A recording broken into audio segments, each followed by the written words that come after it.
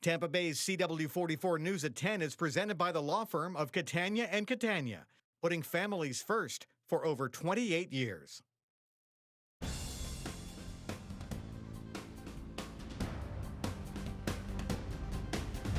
You're watching Tampa Bay's CW44 News at 10. I mainly see just a lot of traffic, a lot of potholes. Right now at 10, the money is finally in motion. The transportation upgrades you could soon see in Tampa Bay. Also tonight, what do you do when you're out in the ocean with nothing to eat? We're going to tell you how one local company has you covered. Good evening, everyone. Thank you so much for joining us tonight. I'm Ken Molestina. First at 10, let's go ahead and check in with meteorologist Brittany Rainey for a quick look at your weekend weather. Well, we started off this morning in the 70s, and guess what? We're looking at our Saturday morning in the mid-70s as well. About 75 in Apollo Beach, Plant City, 74, 76 in Clearwater and Newport Richey. You're waking up to 75 degrees as well. So temperatures are still going to climb into the lower 90s. We'll start off with that dry morning, partly cloudy skies by 9 a.m. We're at 81 degrees, and then those highs topping about 91 in the afternoon. And here's Daphne. She waited a little bit too long to get her exercise in, so she decided to just jump on the treadmill instead of going outside in the heat, which is actually a pretty good idea because you want to get out early or head out late in the evening if you're going to be exercising outdoors. Tomorrow afternoon, we're looking at 85 degrees in Newport Richey, Clearwater, 87. 90 in Lithia and 88 in Lake Wales. We are going to see those showers and thunderstorms moving in, but it's really going to be the later part of our day that we'll see those showers and thunderstorms. And then a repeat heading into Sunday, but we could see some of that rain moving in just a little bit earlier in the day. More than $500 million is coming to Hillsborough County tonight. A Tampa judge is ruling the money from a penny tax collected back in 2018 must be used in the county, and now it's up to the state legislature to decide how that money will be used. Casey Albritton tells us the changes that residents think are necessary. Residents tell me some of the main improvements they want to see are road expansions, potholes being filled, and most importantly, seeing more buses reach different areas of Hillsborough County. These gas prices, I think having more affordable forms of systems like buses or trains would help a lot of people in the community. I mainly see just a lot of traffic, a lot of potholes. There's a lot of work to be done. Expanding the interstate, expanding access to that public transportation so that there's less people driving. If there is room and availability, sure, definitely more roads and streets, the better it is. It's not as much traffic. People are happier overall. Rebecca Delosky wants to see more public transportation and less construction. I realize that construction is slow, but it slows things down, and then there's uneven roads. Erica Mitchell wants to see sidewalks fixed. Cracked, or like when I ride my bicycle, I have to like kind of go around it and stuff. Otherwise, you're gonna like probably fall or something. The changes are a long time coming. But since we do not have those revenues, we have plenty of projects that have been sitting there. Money collected from a 2018 penny tax has been tied up in a legal fight for the last few years. But a Tampa judge ruled last week that the $562 million can be used in the county. Now county commissioners are letting the state legislature know which projects get priority. Road resurfacing, there are sidewalks, there are intersection improvements. We're looking to improve the roads and the transit service. In Tampa, Casey Albritton, CW44 News at 10.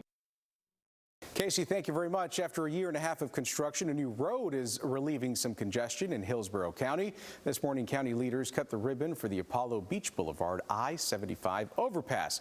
It's a new 4-lane divided highway that connects US 301 and US 41. The project took more than $20 million. Some major changes are coming to the Tampa Riverwalk. Tampa City Council agreeing to accept the $24 million grant from the 2020 that will extend to the iconic local spot. The city's mobility director says the project will improve bicycle and pedestrian connections across both north and south sides of the interstate to the downtown urban core. Construction for the $30 million project is slated to start in 2023 and wrap up by the end of 2026. Tonight, the Democratic-led House passed 2 bills focusing on protecting abortion access, but it's unclear if the bills would pass in the Senate and make their way to the president's desk. Skylar Henry has a look at what's in the bills. Tonight, a local pizzeria is not only delivering pizza to you, but it actually delivers it out to you if you're out in the ocean. Peter Blake has the story. Madison Avenue Pizza may look like a typical pizzeria, but there's one big difference. We also deliver pizzas by boat on the weekends to the Barrier Islands and sandbars. It's called the Pizza Skiff. So where did owner Sean Ferraro come up with this idea? I was born and raised here in Tampa Bay. I like the islands and the sandbars. You know, after a little while, you just kind of get sick of eating potato chips and, you know, a sub that you maybe made hours ago. And, you know, I was just thinking, you know, people want hot food. How can I get it to them? We're right by the water. It's so easy for us to get on a boat and just deliver it out there. It's not the only time this little pizzeria in Dunedin has thought outside the box. We have the 32-inch pizza challenge to fight food insecurity. Okay. So our 32-inch pizza challenge gives 2 people 1 hour to eat a 32-inch pizza, 32-inch one-topping pizza.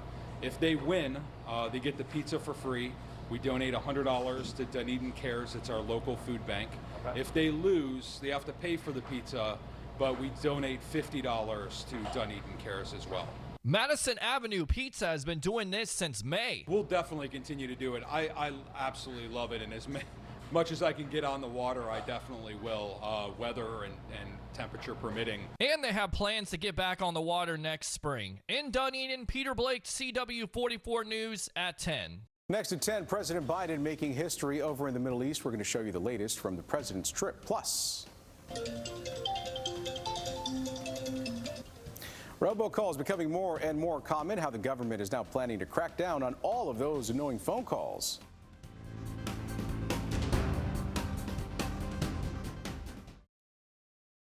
Now is the time for stories that make us proud to call our communities home. Tampa Bay Now premieres Monday night on CW44.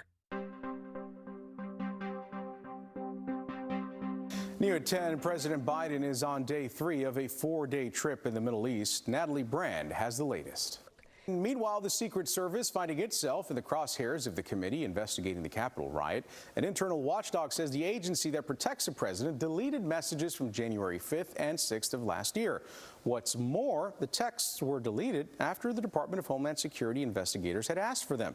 Spokesman for the Secret Service denies any wrongdoing, saying some data was lost when the cell phones were reset during a scheduled system migration. U.S. basketball star Brittany was back in a Russian court today. Lawyers for the athlete presented a letter from an American doctor recommending the use of medical cannabis for chronic pain.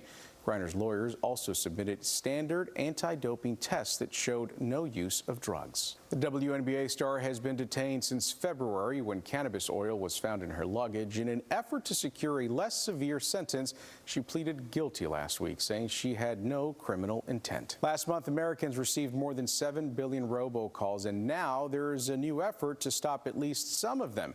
Elise Preston explains. That was Elise Preston reporting. Starting tomorrow, if you're experiencing a mental health crisis, there's a new 3-digit hotline that you can call. All you need to do is text or call 988. Experts believe the new national 3-digit number will help more people access the support that they need in those moments. For callers with mental illness, the number is separate from 911, which often leads to interactions with police. No one's worst day should stop them from living their best life. The Biden administration invested $432 million into strengthening and expanding the call center infrastructure, including funding directly to the states. Still ahead, sharks. Having a fear of sharks is well documented, but we give you a look into why attitudes towards the animals are changing. Also, not all sea creatures are scary. We'll show you a manatee who got into a bit of some fun recently. Stay with us.